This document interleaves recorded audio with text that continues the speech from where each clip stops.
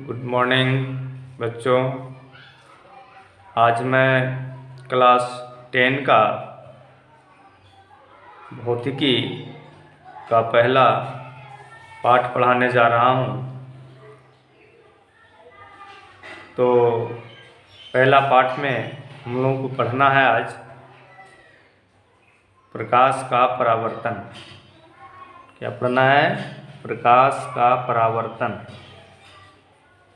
ये चैप्टर का नाम है प्रकाश का परावर्तन।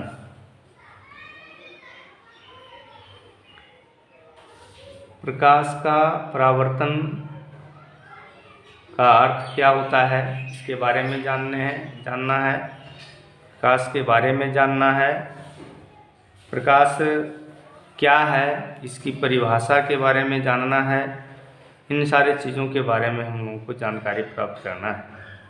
आइए हम लोग देखते हैं प्रकाश के बारे में पहले, उसके बाद हम लोग प्रकाश के परावर्तन के बारे में जानेंगे। परावर्तन का अर्थ होता है लौटना। किसी वस्तु से प्रकाश का टकरा कर लौटना प्रकाश का परावर्तन कहलाता है। तो उससे पहले हम लोग प्रकाश के बारे में जानेंगे। प्रकाश क्या है? मेरे प्यारे बच्चों, आप लोग देखते होंगे कि अंधकार में हम लोग कोई भी चीज़ों को नहीं देख पाते हैं। जब तक प्रकाश नहीं होता है तब तक हम लोग कोई चीज़ों को नहीं देख पाते हैं। अर्थात मेरा आँख खराब नहीं हो गया, बल्कि हम लोग देख नहीं पाते हैं। आँख सही है, आँख बिल्कुल सही है, फिर भी हम लोग अंधकार में अर्थात जहाँ प्रकाश नहीं रहता है वहाँ पर हम किसी भी वस्तु को नहीं देख पाते हैं। इसका अर्थ यह होता है कि प्रकाश के बगैर हम किसी भी वस्तु को नहीं देख पाएंगे। प्रकाश रहेगा तभी हम किसी वस्तु को देख पाएंगे, और प्रकाश की अनुपस्थिति में हम किसी भी वस्तु को नहीं देख सकते हैं। अर्थात प्रकाश एक ऐसा माध्यम है जिसकी सहायता से हम वस्तु को देख पाते हैं। प्रकाश वह कारक है जिसकी सहायता से हम वस्तु को देखते हैं। तो आइए प्रकाश के परिभाषा के बारे में जानेंगे। इसको याद करना है। प्रकाश क्या है, इसको जानेंगे। प्रकाश का परिभाषा, लाइट। इसको इस तरह से परिभाषित किया गया है, इसको याद करेंगे। प्रकाश वह कारक है, प्रकाश वह कारक है, प्रकाश वह कारक है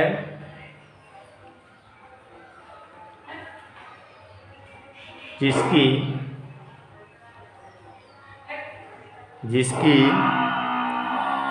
सहायता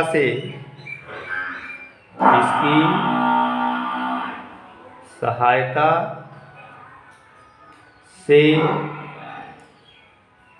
हम वस्तुओं को देखते हैं। जिसकी सहायता से हम वस्तुओं को देखते हैं।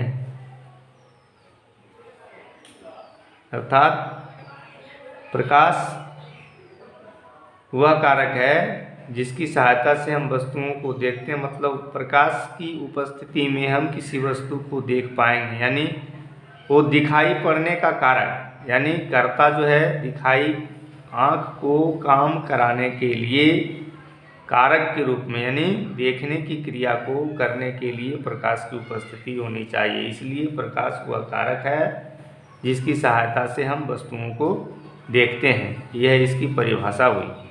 तो इसको याद करना है। अब हम लोग जानेंगे प्रकाश के स्रोत।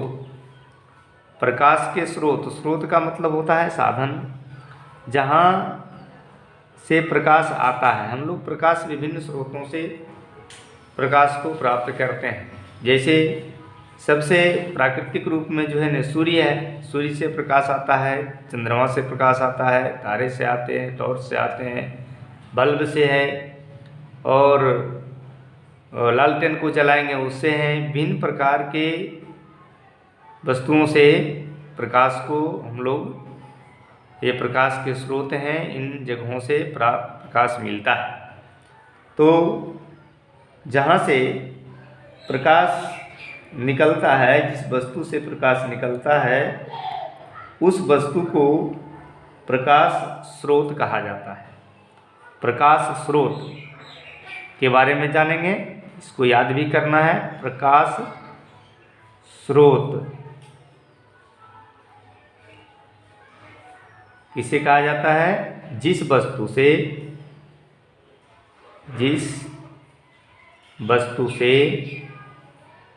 प्रकाश, जिस वस्तु से प्रकाश निकलता है उसे प्रकाश स्रोत कहते हैं। उसे प्रकाश स्रोत कहते हैं। यानी जिस वस्तु से प्रकाश निकलता है उसे क्या कहते हैं? प्रकाश स्रोत कहते हैं। जैसे कुछ प्राकृतिक रूप से है और कुछ मानव निर्मित भी हैं। तो जैसे में लिखेंगे, प्राकृतिक रूप में आता है सूर्य, जो प्रकाश का सबसे प्रमुख स्रोत है। सूर्य, तारे,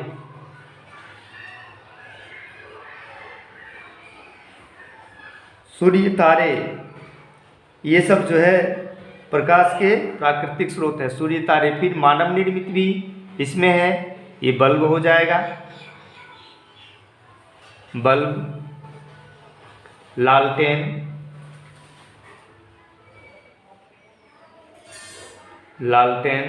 टॉर्च इत्यादि, इन सारे चीज़ों से हम लोग प्रकाश को प्राप्त करते हैं। प्रकाश इन सब वस्तुओं से निकलता है, इसलिए इसे प्रकाश का स्रोत कहा जाता है। प्रकाश के स्रोत में हम लोग इस चीज़ को समझेंगे कि ये जो है दो तरह के होते हैं प्रकाश के स्रोत। एक हो गए मानव निर्मित, यानी जो मनुष्य के द्वारा बनाया है, और एक हो गया प्राकृतिक प्रकाश स्रोत, जो प्रकृति के द्वारा यानी ईश्वर के द्वारा, भगवान के द्वारा जो बनाया गया। जैसे सूर्य, तारे को हम मानव नहीं बनाए हैं, उन्हें बनाने वाले ईश्वर हैं, इसलिए प्रकृति के द्वारा प्रदत्त चीज़ ये है, इसलिए इसे प्राकृतिक प्रकाश स्रोत बोला जाता है। बल्ब, लालटेन, टॉर्च, ये सभी को मनुष्य के द्वारा निर्मित किया गया है, इसलिए ये जो प्रकाश के स्रोत हैं इसे मानव निर्मित प्रकाश का स्रोत कहा जाता है। तो इस प्रकार से प्रकाश के स्रोत के बारे में हम लोग जाने, और अब इसके आधार पर जानेंगे कि सभी वस्तुएं प्रकाश का स्रोत है तो नहीं। तो उसके आधार पर हम लोग इसको पढ़ेंगे, प्रदीप्त वस्तु और अप्रदीप्त वस्तु। प्रदीप्त वस्तु और अप्रदीप्त वस्तु किसे कहा गया? कुछ वस्तुएं प्रकाश उत्सर्जित करती हैं, जो वस्तुएं प्रकाश उत्सर्जित करती हैं उसी को कहा गया है प्रदीप्त। इसको याद रखेंगे, विज्ञान की भाषा में प्रदीप्त वस्तु किसे कहते हैं? प्रदीप्त वस्तु, इसकी परिभाषा होगी जो वस्तुएं प्रकाश उत्सर्जित करता है। उत्सर्जित मतलब उत्पन्न करता है, निकालता है, उत्सर्जित करता है, उसे प्रदीप्त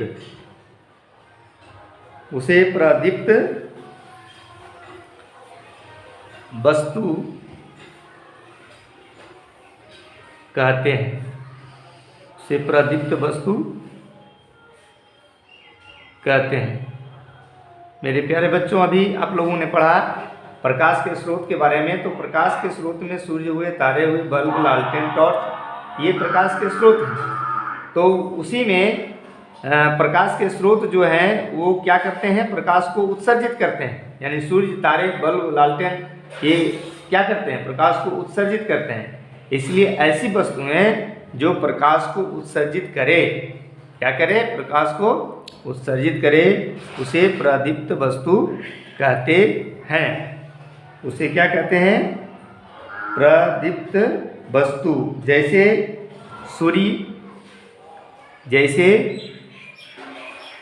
सूर्य प्रकाश स्रोत है, प्रदीप्त वस्तु के अंतर्गत भी आएगा।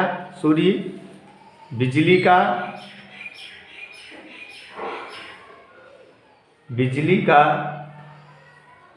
जलता हुआ बल्ब,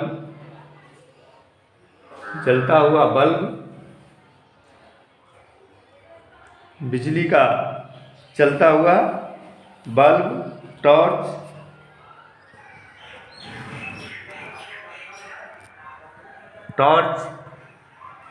इत्यादि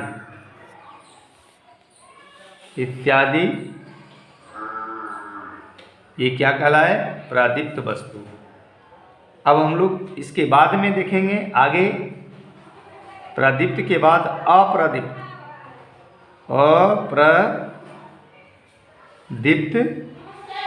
वस्तु, इसकी परिभाषा जानेंगे। जो वस्तुएं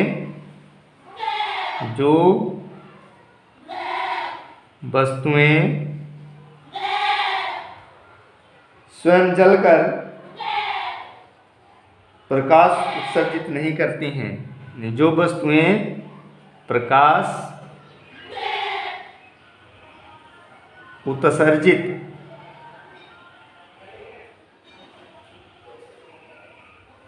नहीं करती हैं,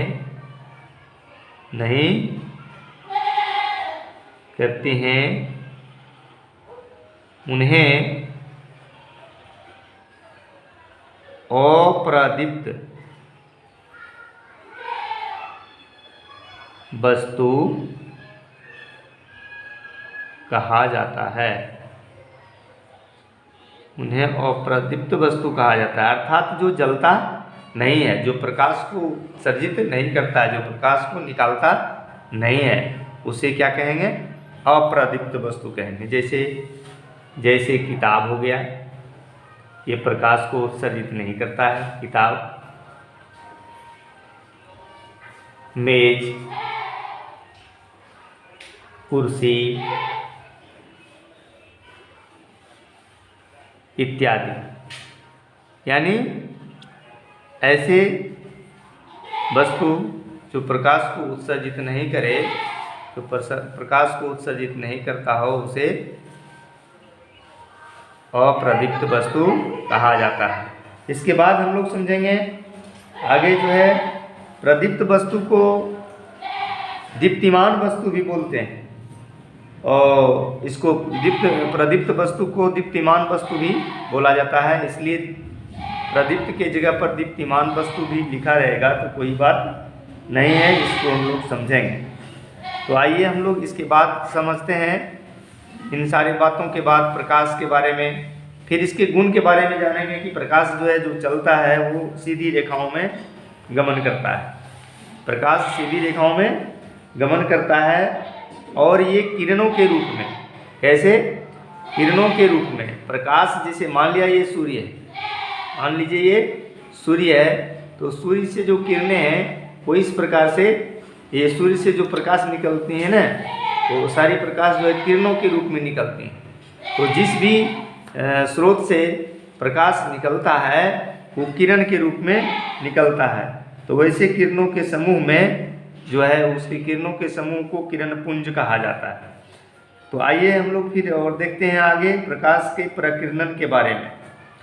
प्रकाश का प्रकीर्णन क्या है, जब किसी स्रोत से प्रकाश चलता है, जैसे सूर्य से, तारे से, चंद्रमा से या टॉर्च से, तो किसी वस्तु पर पड़ करके वो जो है क्या होता है, छितरा जाता है। तो किसी वस्तु पर प्रकाश पड़ करके चारों दिशाओं में छितराने की क्रिया, वो प्रकाश का प्रकीर्णन कहलाता है। प्रकाश का प्रकीर्णन का परिभाषा जानेंगे। प्रकाश के प्रकीर्णन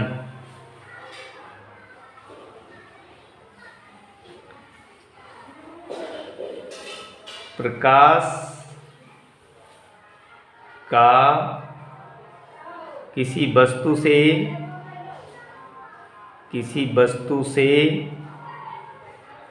टकराकर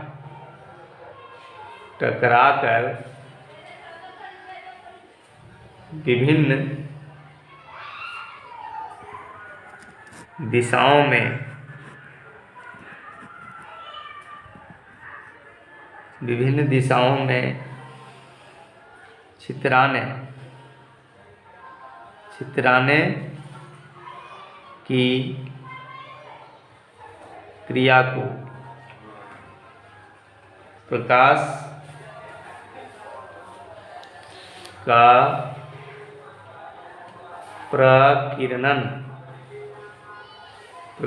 प्रकीर्णन कहते हैं।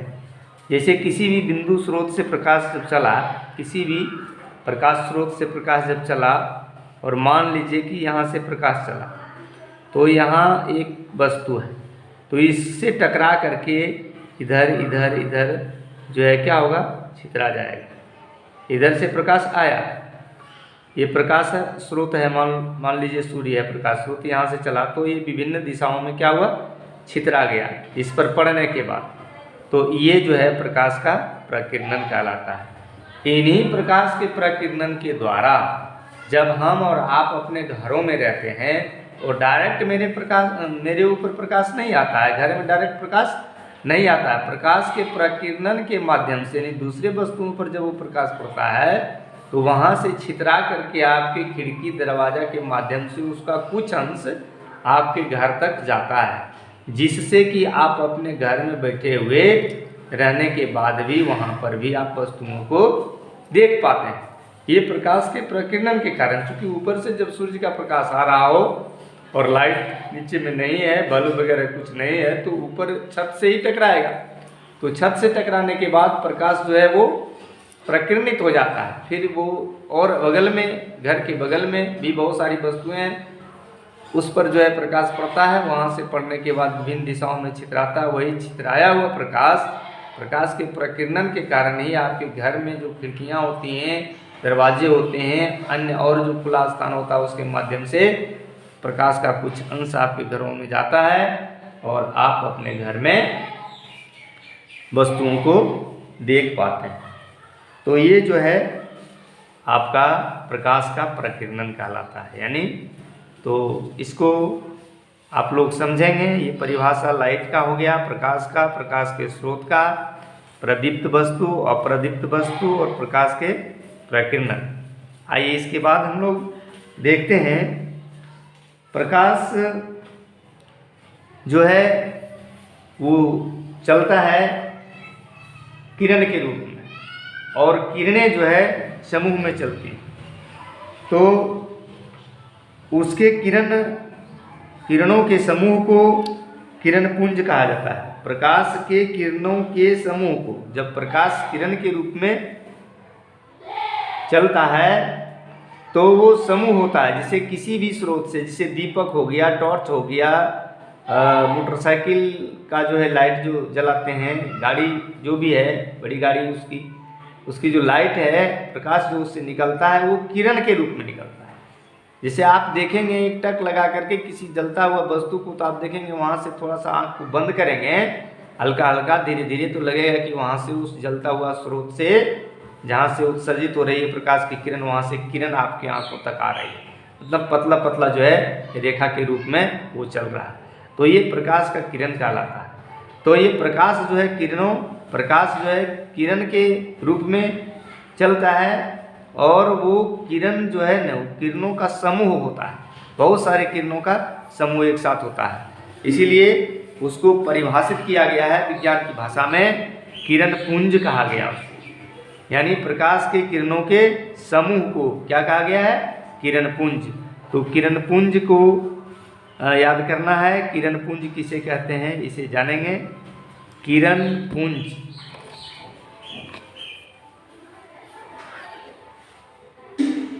प्रकाश के किरणों के समूह को किरण पुंज कहते हैं। प्रकाश के किरणों के समूह को किरण पुंज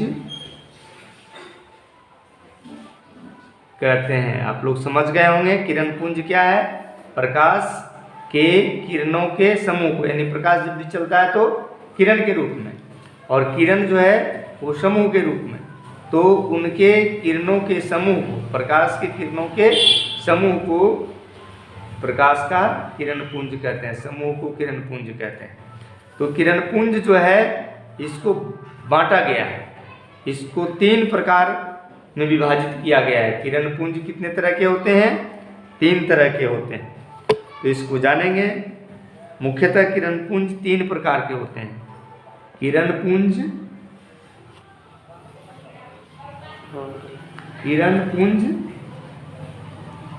3 प्रकार के होते हैं। कितने प्रकार के? 3 प्रकार के होते हैं।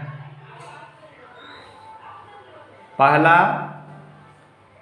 जो है अपसारी किरण पुंज। अपसारी किरण पुंज, अपसारी किरण पुंज। दूसरा समांतर किरण पुंज, समांतर किरण पुंज। और तीसरा अभिसारी किरण पुंज।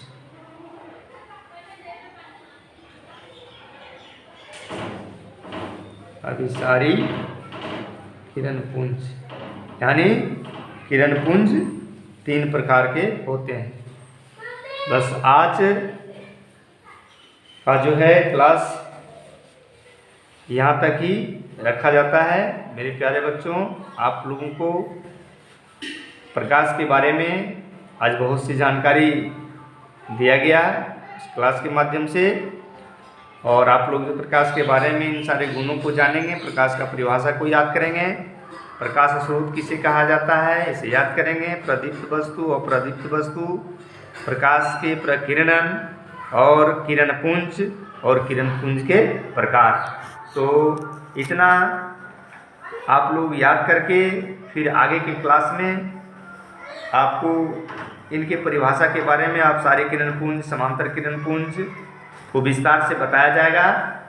तब तक के लिए आप लोग को यहीं पे क्लास समाप्त किया जाता है। आप लोग इसको अच्छा से याद करेंगे और अपना ख्याल रखेंगे। बाकी फिर आगे क्लास में हम लोग मिलेंगे और विस्तार से इसके बारे में चर्चा करेंगे। बाय।